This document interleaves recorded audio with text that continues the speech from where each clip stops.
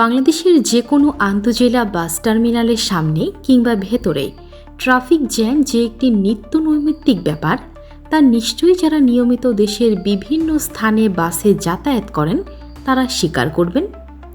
বাংলাদেশের যে কোনো বাস টার্মিনালে গেলে অন্তত বেশ কিছু বিষয়ে মিল পাওয়া যাবে।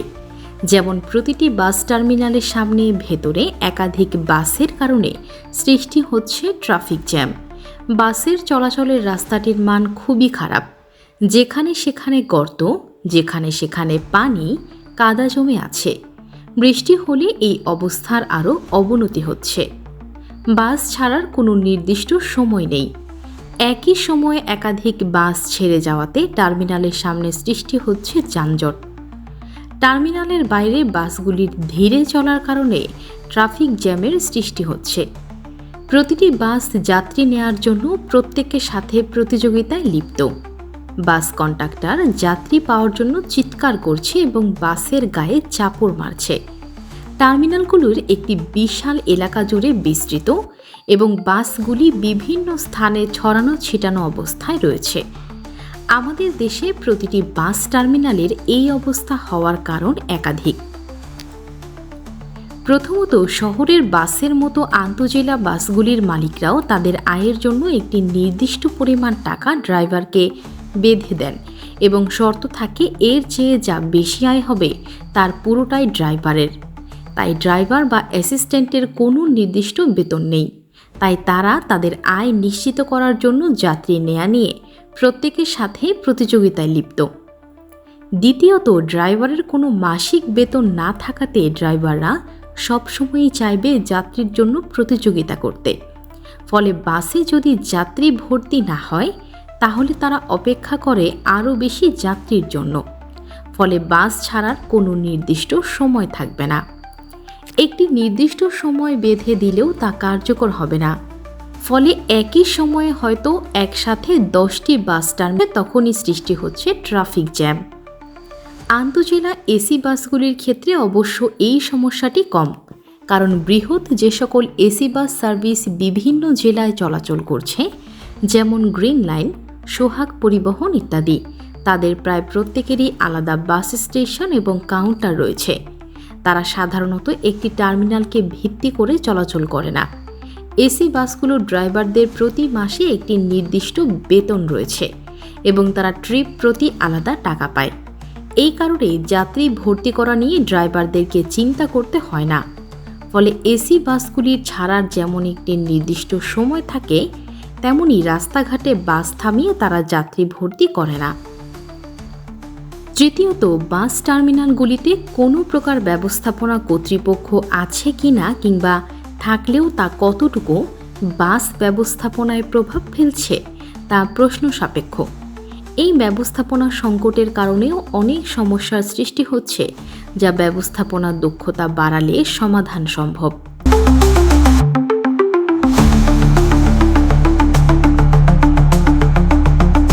বাংলাদেশের বাস টার্মিনালগুলিকে কেন্দ্র করে যে অব্যবস্থাপনা এবং ট্রাফিক জ্যামের সৃষ্টি হচ্ছে, অনেকটা একই রকম একটি পরিস্থিতির মুখোমুখি হয়েছিল নিউইয়র্কবাসী আজ থেকে প্রায় 70 বছর আগে। 1939 সালে নিউইয়র্ক মিড টাউনে বিভিন্ন স্থানে ছড়িয়ে ছিটিয়ে থাকা বাস টার্মিনালগুলির কারণে নিয়মিত বাস জটের সৃষ্টি হতো। তখন আন্তজেলা বাসগুলি 8টি টার্মিনাল থেকে যাতায়াত করত। এই সমস্যা অনুধাবন করে তৎকালীন নিউইয়র্ক সিটির মেয়র মিস্টার ফিওরেলো লাগোর্ডিয়া এই সমস্যার সমাধানের জন্য একটি কমিটি গঠন করেন। এই কমিটি বেশ কয়েকটি সমাধানের প্রস্তাব করে, কিন্তু এর কোনোটিই সিটি বাস টার্মিনাল কর্তৃপক্ষগুলির মনোপুত হয়নি। এরপর mayor port authority of New York and New জার্সিকে এই সকল বিভিন্ন স্থানে ছড়িয়ে ছিটিয়ে থাকা টার্মিনালগুলিকে একত্র করে একটি সমন্বিত টার্মিনাল করার আইডিয়া নিয়ে কাজ করতে নির্দেশ দেন। এর পরবর্তীতে 1949 সালের 27শে জানুয়ারি পোর্ট অথরিটি বাস টার্মিনালের ভিত্তিপ্রস্তর স্থাপন করা হয়। এর উদ্বোধন হয় আরও 2 বছর পর 1950 সালের 15ই ডিসেম্বর। তৎকালীন সময়ে এই বাস টার্মিনালগুলিতে তৈরি করতে খরচ হয়েছিল প্রায় $24 মিলিয়ন। এই টার্মিনালটির একটি বৈশিষ্ট্য হলো এই টার্মিনালটি স্টিলের তৈরি এবং এটি বাংলাদেশের বাস টার্মিনালগুলির মতো আনুভূমিকভাবে বিস্তৃত নয়, বরং লম্বিকভাবে উচ্চ। অর্থাৎ এই টার্মিনালটি অনেকটা একটা স্টিলের তৈরি বিল্ডিংয়ের মতো। এর একাধিক ফ্লোর রয়েছে, ফলে খুবই স্বল্প জায়গায় অনেক বাস একসাথে থাকতে পারে। এই টার্মিনাল তৈরিতে প্রায় ৯,০০০ টন স্টিল ব্যবহার করা হয়েছিল। এর পরবর্তীতে ১৯৬০ সালে এই টার্মিনালের উপরে আরও ৩টি ফ্লোর যুক্ত করে ১,০০০ গাড়ির জন্য পার্কিংয়ের ব্যবস্থা গড়ে তোলা হয়। ১৯৭০ সালে যখন বাসের চলাচল অনেকাংশে বেড়ে যায়, তখন ট্রাফিক জ্যাম কমানোর জন্য এই টার্মিনালের সাথে প্রায় ২ মাইল দীর্ঘ বাস লেন তৈরি করা হয়, যার সাহায্যে নিউ জার্সি থেকে সহজে বাস টার্মিনালে ঢুকতে বা বেরোতে পারে। ১৯৮০ সালে এই টার্মিনালকে আরও বাড়ানো হয় এবং এর ভেতরে ৭০টি দোকান বিশিষ্ট একটি শপিং মল তৈরি করা হয়। এই বাস টার্মিনালের একটি সুবিধা হচ্ছে এই টার্মিনালের নিচেই রয়েছে সাবওয়ে স্টেশন, যার মাধ্যমে যে কোনো যাত্রী চাইলেই মেট্রো রেলে চড়ে শহরের যে কোনো প্রান্তে চলে যেতে পারবেন। এই টার্মিনালে বাস ছাড়ার জন্য অসংখ্য কাউন্টার রয়েছে। প্রতিটি কাউন্টারে বাস ছাড়ার একটি নির্দিষ্ট সময় রয়েছে। প্রতিটি বাসকেই সেই সময়ে টার্মিনাল ছেড়ে যাওয়া বাধ্যতামূলক, ফলে একই সময়ে অসংখ্য বাস টার্মিনাল ছেড়ে যাচ্ছে না। প্রতিটি বাসের ছেড়ে যাওয়ার সময়ের মধ্যে কিছুটা ব্যবধান রাখার কারণে বাস জটের সম্ভাবনা এড়ানো যাচ্ছে। বাসগুলি যে লেনকে ব্যবহার করে টার্মিনাল ছেড়ে যাচ্ছে, সেই লেনটি খুব বেশি বড় নয়।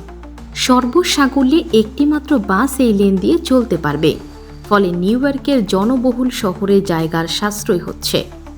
এই বাস টার্মিনালের প্রতিটি ফ্লোরকে আবার অঞ্চল ভিত্তিক ভাগ করা হয়েছে। তাই ভার্জিনিয়া যাওয়ার জন্য যাত্রীকে হয়তো বেসমেন্টে যেতে হচ্ছে, আবার টেক্সাসে যাওয়ার জন্য যাত্রীকে হয়তো দ্বিতীয় ফ্লোরে যেতে হচ্ছে। তাই একটি স্বল্প পরিমাণ জায়গায় প্রচুর সংখ্যক বাস রাখা সম্ভব হচ্ছে, যা নিউ ইয়র্কের মতো একটি জনবহুল এবং নির্দিষ্ট আয়তনের শহরের জন্য আদর্শ।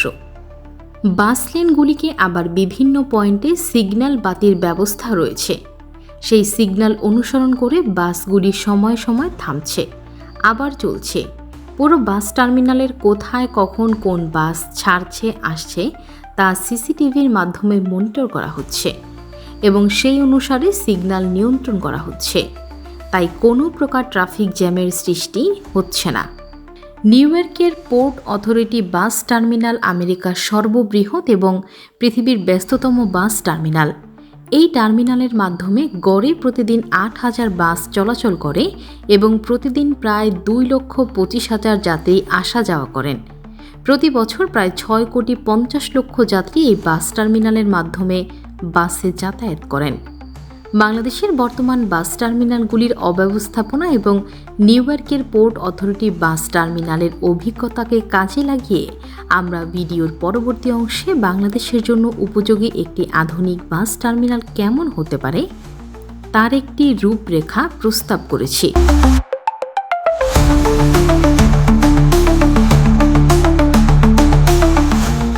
বাংলাদেশের বিভাগীয় শহরগুলিতে পোর্ট অথরিটি বাস টার্মিনালের মতো লম্বিকভাবে উচ্চ একাধিক ফ্লোরের বাস টার্মিনাল যদি তৈরি করা যায়, তাহলে জমির যেমন সাশ্রয় হবে, তেমনি বাস টার্মিনালকে কেন্দ্র করে যে ট্রাফিক জ্যামের সৃষ্টি হয় তারও অবসান হবে।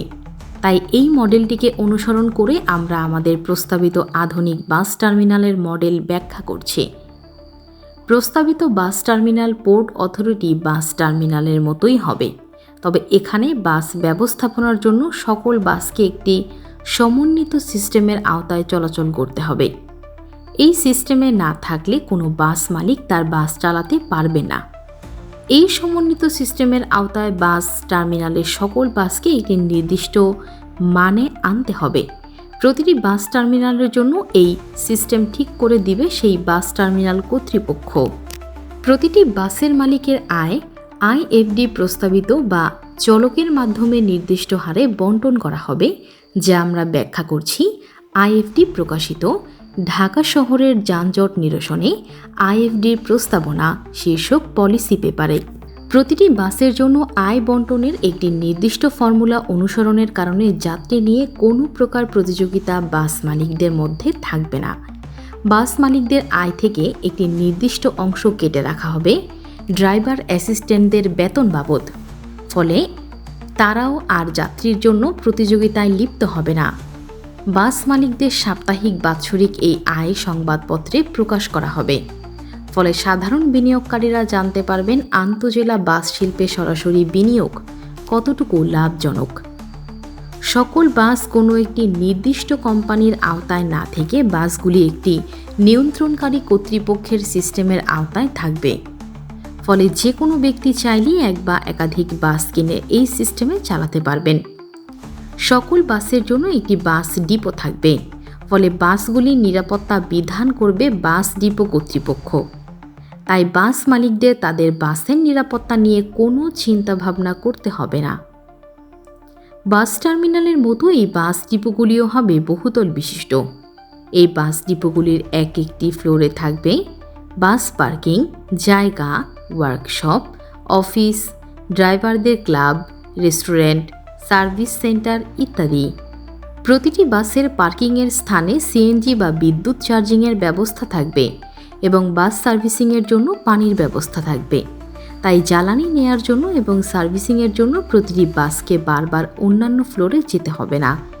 একটি বাস যখন এসে তার নির্ধারিত পার্কিংয়ে থামবে, তখনই ড্রাইভার তার গাড়ির চাবি দিয়ে দিবে ডিপো ব্যবস্থাপকদের হাতে।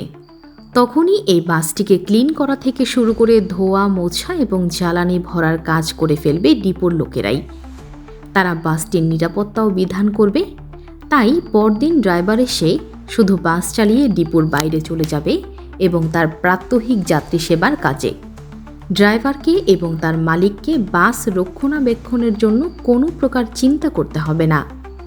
বাস মালিকদের এই সেবা নেয়ার জন্য তার সাপ্তাহিক আয়ের একটি অংশ দিয়ে দিতে হবে ডিপো ব্যবস্থাপনা কর্তৃপক্ষকে।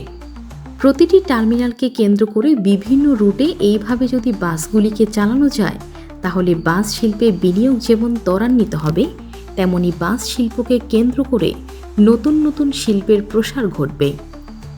বাংলাদেশে যেহেতু ইতিমধ্যে একাধিক বাস টার্মিনাল তৈরি করা আছে, সেহেতু এই রকম যে কোনো একটি টার্মিনালকে নির্বাচন করে আধুনিক বাস টার্মিনালের একটি পাইলট প্রজেক্ট দাঁড় করানো যেতে পারে।